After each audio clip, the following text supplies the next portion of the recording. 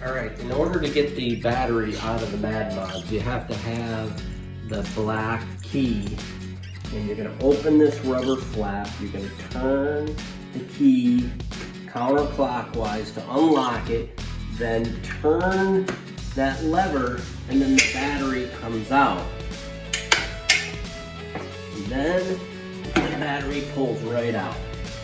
Now that I got the battery out of the Madmods, this is what it looks like. It's nice. It has a charge level tester on the battery.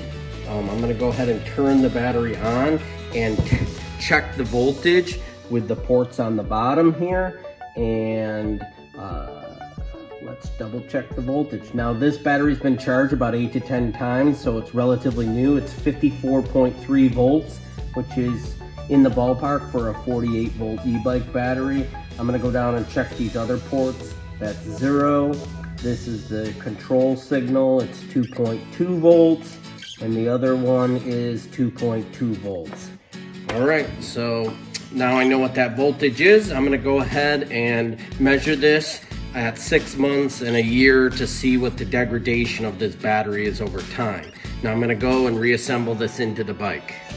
All right, in order to put the battery back in, make sure this tab is on the bottom. We're gonna chuck it here like this. In there. Then make sure that you put the tab and see it slides right in easy.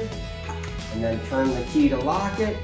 Put the rubber grommet back on and you're good to go. I hope you like this video and subscribe to my channel.